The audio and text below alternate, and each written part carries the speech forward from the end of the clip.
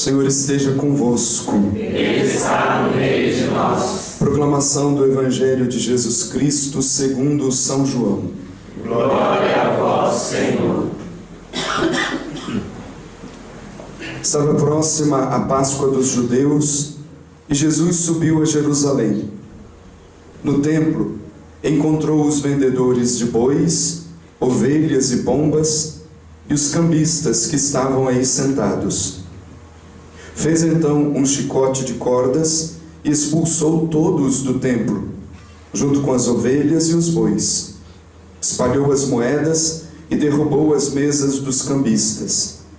E disse aos que vendiam pombas: tirai isto daqui. Não façais da casa de meu pai uma casa de comércio. Seus discípulos lembraram-se mais tarde que a Escritura diz: o zelo por tua casa me consumirá. Então os judeus perguntaram a Jesus: que sinal nos mostras para agir assim? Ele respondeu: destruí este templo e em 3 dias o levantarei. Os judeus disseram: 46 anos foram precisos para a construção deste santuário, e tu o levantarás em 3 dias? Mas Jesus estava falando do templo do seu corpo. Quando Jesus ressuscitou, os discípulos lembraram-se do que ele tinha dito e acreditaram na Escritura e na palavra dele. Palavra da salvação. Glória a vós, Senhor.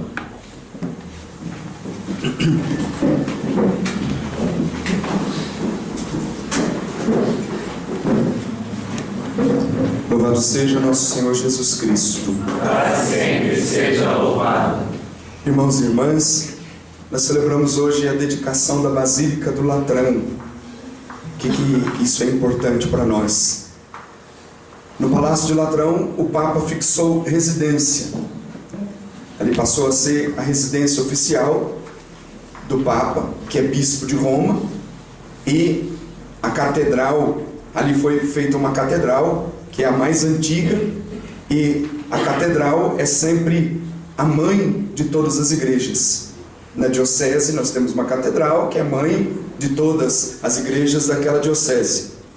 E da igreja universal, santa, católica, é a Basílica do Latrão, que é uma igreja das mais antigas e que é chamada mãe de todas as igrejas do mundo inteiro, e é até mais importante do que a Basílica de São Pedro, porque a Basílica de São Pedro não é uma catedral, é um santuário, uma basílica que passou a ser depois a importância da Basílica de São Pedro, porque está em cima do túmulo de São Pedro, porém não é uma catedral.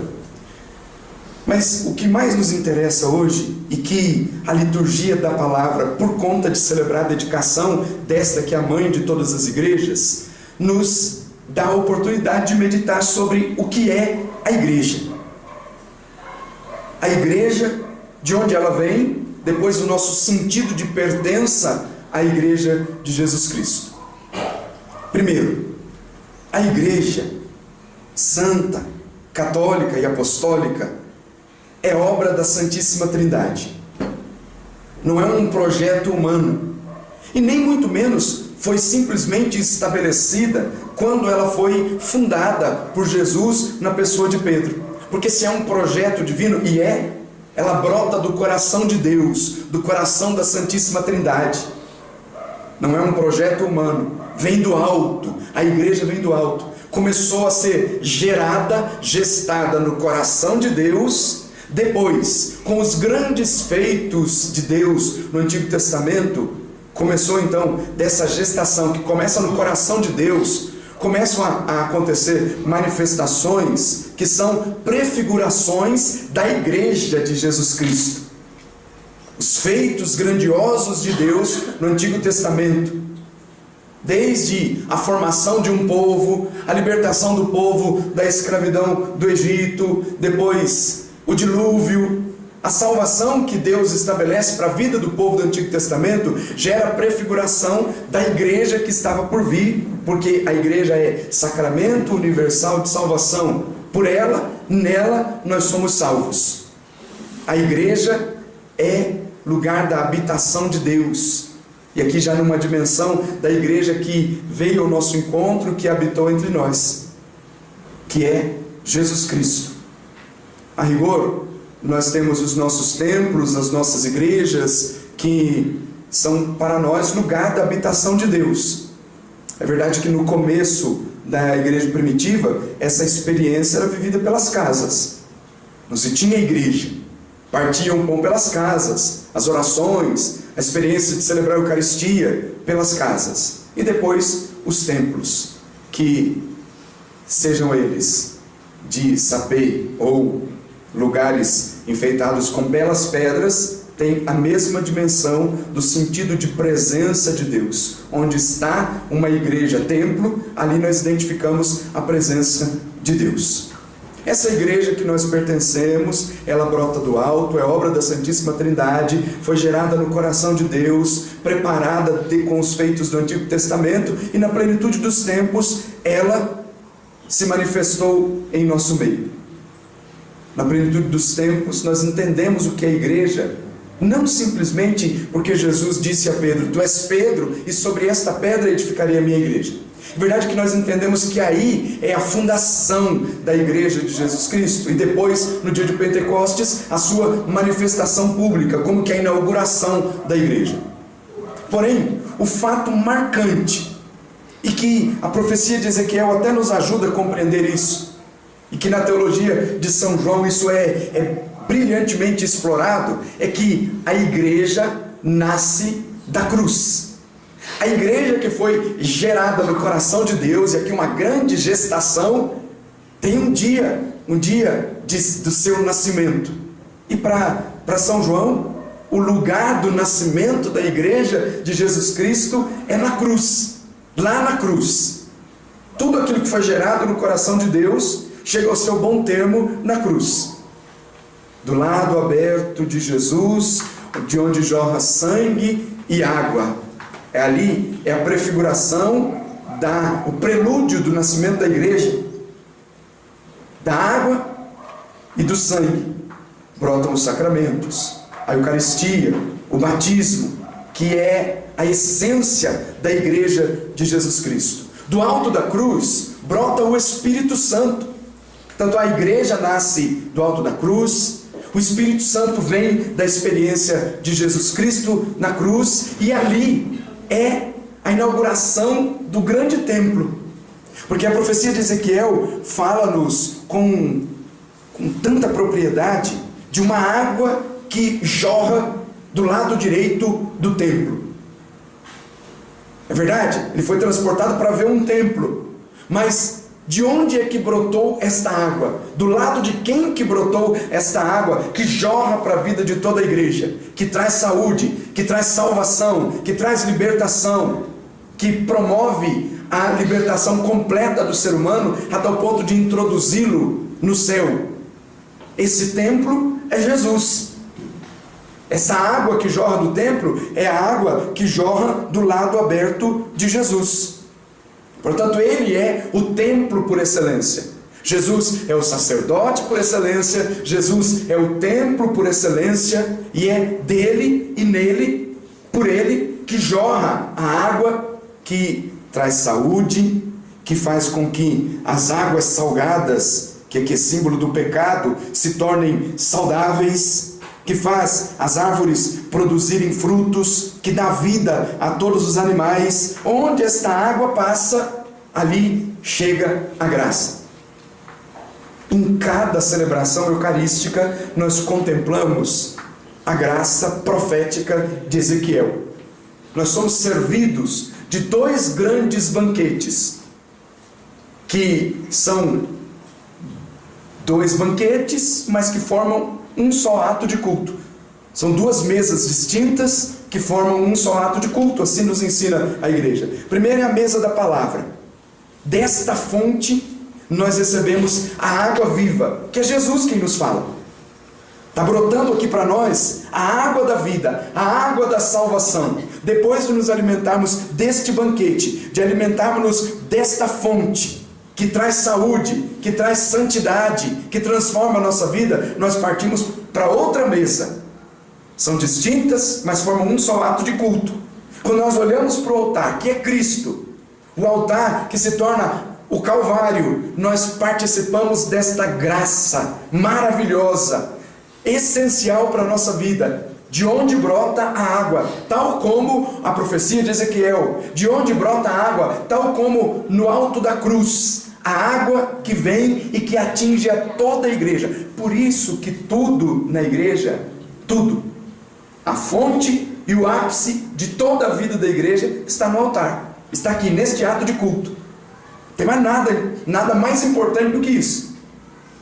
A fonte e o cume, a fonte e o ápice de toda a vida da igreja está na Santíssima Eucaristia. Porque é aqui que nós contemplamos a graça profética de Ezequiel, é aqui que nós contemplamos a graça da cruz, de onde brota esta água regeneradora. É no altar da palavra e no altar da Eucaristia. É como se nós fôssemos transportados também espiritualmente para viver a mesma experiência que Ezequiel e começar a enxergar com os olhos da fé que quando nós proclamamos a palavra, quando nós celebramos a Santíssima Eucaristia, é como se estivesse brotando mesmo esta água que jorra do templo e que vai atingindo o nosso coração, atingindo a nossa vida, que vai permeando a vida de toda a igreja e como que num princípio de capilaridade vai passando de um para outro, de um para outro, de um para outro, até que todos estejam completamente encharcados com esta água que jorra do templo. Sem essa água, sem essa fonte, sem essa água que jorra do templo, que é Jesus, e aqui é Jesus, e aqui também é Jesus, no altar da palavra é Jesus, porque quando nós olhamos para a Sagrada Escritura, nós não olhamos para letras que saltam aos nossos olhos. É Cristo que é o centro de toda a Sagrada Escritura, é a plenitude de toda a revelação. Quando nós olhamos para o altar, é Cristo que vem até nós. Não é possível se santificar, não é possível crescer na virtude se a nossa vida não estiver centrada no templo, se a nossa vida não estiver centrada na palavra e na Eucaristia. Essa é a dimensão da igreja sobrenatural. Tanto que na Santa Missa, que é a configuração do templo, porque nós estamos diante de Jesus, que é o templo, as três dimensões da igreja estão unidas. A dimensão da igreja triunfante, aqueles que já estão no céu se unem a nós. Depois, a igreja padecente, que está no purgatório, se une a nós. E nós que somos a igreja militante. Essas três dimensões da igreja estão intimamente unidas quando nós celebramos a Santíssima Eucaristia. É como se todos estivessem ali, diante desta fonte regeneradora, desta água que jorra do templo, para beber desta fonte purificadora, para continuar firme na fé, na graça da santidade e crescendo nas virtudes. Como é que nós nos tornamos membros desta igreja, deste templo santo? Nós não nascemos membros da igreja de Jesus Cristo. Nós nascemos no pecado. Nos tornamos membros da igreja de Jesus Cristo pela graça batismal. No batismo, lavados da culpa original, regenerados, nós recebemos uma graça que nós temos que sempre considerar, que é a filiação divina. Nós nos tornamos filhos de Deus e depois filhos da igreja, que é a mãe que nos acolhe. Nos tornamos filhos de Deus e filhos da igreja, membros da igreja de Jesus Cristo. As portas do templo se abriram a nós, e não só na sua dimensão material, não, de que nós nos tornamos membros de uma igreja física, nós nos tornamos membros da igreja sobrenatural.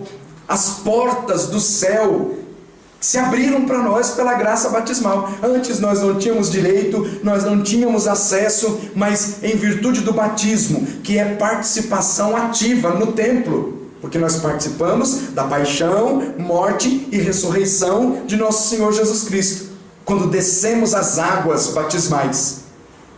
Nas águas do batismo, nós nos tornamos filhos de Deus, filhos da igreja. E depois, Ensina-nos que nós temos direito aos sacramentos da igreja, nós temos direito àquilo que a igreja nos oferece. Mas o principal é que, quando nós participamos deste templo que é Jesus, o grande direito que nós recebemos é o céu. Nós temos direito do céu quando nos tornamos membros da igreja de Jesus Cristo. É verdade, nós precisamos nos colocar diante desta fonte regeneradora todos os dias para não perder esse direito. Mas o fato é que o dia que nós somos incorporados à igreja de Jesus Cristo pela graça batismal, nós nos tornamos membros da igreja, filhos de Deus, filhos da igreja, tendo direito ao céu. Depois, essa é a primeira vocação, porque eu queria chegar exatamente naquilo que é específico para a nossa vida. Quando nós somos batizados, nos tornamos membros da igreja, foi impressa em nós uma marca: filhos de Deus, cristãos, nos tornamos cristãos, que é a graça que toca a totalidade do povo de Deus. E a totalidade do povo de Deus significa desde o Santo Padre, o Papa, até a criança que vai ser batizada hoje. Todos somos membros deste grande povo, o povo de Deus, que é a igreja de Jesus Cristo. Somos chamados a viver a santidade neste templo santo, pela primeira e sublime vocação para a qual nós fomos chamados, cuja raiz está no batismo. Seja sacerdote, a primeira vocação é viver a vida cristã, porque senão, se é um bom cristão, não se pode ser um bom sacerdote. Se não se é um bom cristão, não pode ser um bom bispo, não pode ser um bom religioso, não pode ser um bom consagrado. Então a primeira coisa é viver o batismo, que nos fez filhos de Deus, que nos fez membros da igreja. E depois, o mesmo Espírito que nos gerou para uma vida nova, que é graça que vem deste templo santo, suscita na igreja carismas específicos para que neste templo do Senhor, especificamente vivendo um carisma, alcancemos a graça da santidade. Então, para nós, a nossa participação no templo do Senhor se dá pelo carisma kenosis, que livremente, cada um, a julgar por aquilo que considerou o chamado de Deus para a sua vida, quis se tornar, não mais membro da igreja, porque não dá essa possibilidade de dizer assim: nós somos mais membros da igreja, eu sou mais membro da igreja porque eu sou sacerdote, eu sou mais membro da igreja porque eu vivo um carisma específico. Não, mas o que nos dá um sentido de pertença maior, não nos faz super membros, mas nos dá um sentido de pertença maior, porque nós vamos entendendo qual é a nossa vocação, nós vamos entendendo que é na igreja, com a igreja, pela igreja, que nós, vivendo um carisma, cuja raiz está sempre no batismo, e depois especificamente com um carisma que Deus deu, nós nos tornamos e nos sentimos, temos um sentido maior de pertença à igreja de Jesus Cristo.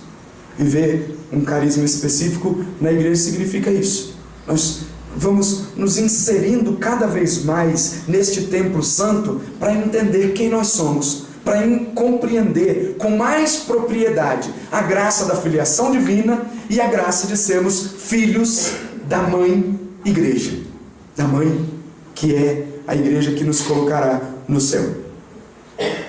Nós entendemos que a igreja, como nos ensina o Concílio Vaticano II, é sacramento universal de salvação. Isso quer dizer que nós dependemos da igreja. Dependemos da igreja. Dom João Bosco tem dito desde o dia que ele começou a conversar com os padres, dizendo dessa totalidade do povo de Deus, que a totalidade do povo de Deus, que é a igreja, como mãe, abraça a todos, desde que estejamos nessa totalidade do povo de Deus. Fora da igreja nós morremos. Então é preciso cortar os excessos e quem está fora precisa entrar, porque nós dependemos da igreja.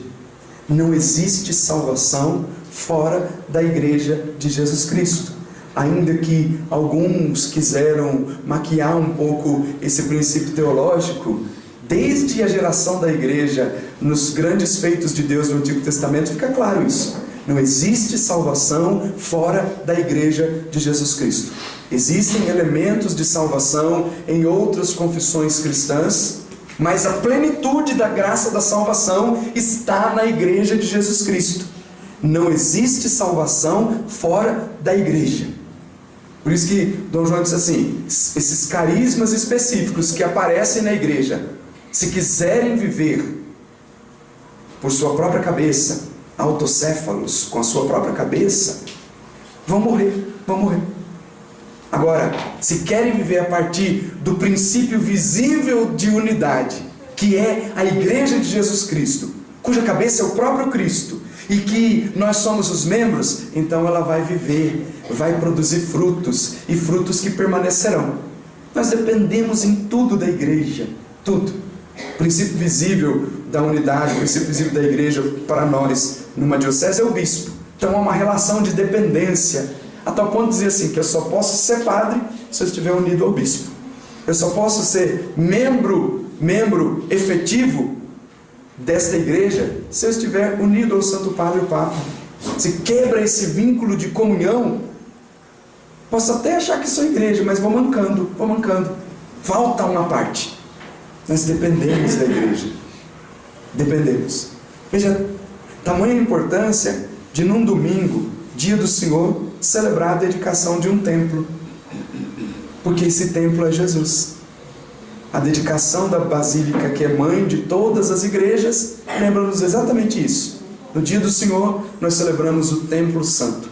Dele nós dependemos. Porque a igreja é Cristo, Cristo é a igreja. Não existe possibilidade de separar a igreja de Cristo e Cristo da igreja. Diz a história a ata do martírio de Santa Joana d'Arc, que fizeram essa pergunta para ela. Perguntaram a ela assim: quem é que você ama mais? Já estava ali quase que um fogo aceso para queimar, e depois queimaram mesmo. Mas perguntaram para ela: quem que você ama mais? A igreja ou Jesus Cristo? Que a história de Santa Joana d'Arc diz que todo dia ela queria se confessar, todo dia ela estava lá na igreja para participar da missa, todo dia ela queria falar com o sacerdote. Mesmo quando ia para a batalha, antes tinha que passar lá. Quando voltava da batalha, tinha que ir lá. Quem que você ama mais, Joana? A Jesus ou a igreja? Ela disse: não sei te responder isso, porque para mim, a igreja e Jesus são a mesma coisa. E diz a história que ela não foi condenada por erros teológicos. Outras coisas levaram à condenação injusta, que depois foi reabilitada, é santa da igreja. Mas a história diz que ela não foi condenada por um erro teológico, foi por outras coisas. Porque não dá para separar mesmo. Se eu amo Jesus e não amo a igreja, não dá. Eu amo mais a igreja e não amo tanto Jesus, não dá. Porque é uma única unidade. Não dá para separar a cabeça do corpo. A cabeça sozinha não dá, o corpo sozinho não dá. Estão intimamente ligados. Nós dependemos da igreja. Este carisma a qual nós escolhemos especificamente para viver, ele só frutifica se estiver unido à igreja. E nós estamos, graças a Deus. E essa unidade à igreja é que dá autenticidade ao carisma. Claro, com outros elementos também. O que dá autenticidade ao carisma é vivê-lo. Mas esse sentido de pertença à igreja é fundamental para nós. Nós dependemos da igreja de Jesus Cristo. Que o Senhor nos conceda neste dia essa graça de crescermos cada vez mais na nossa consciência de que somos filhos de Deus, de que somos filhos da igreja, que cresçamos na nossa consciência do sentido de pertença à igreja de Jesus Cristo. Assim seja, em nome do Pai, do Filho e do Espírito Santo. Amém.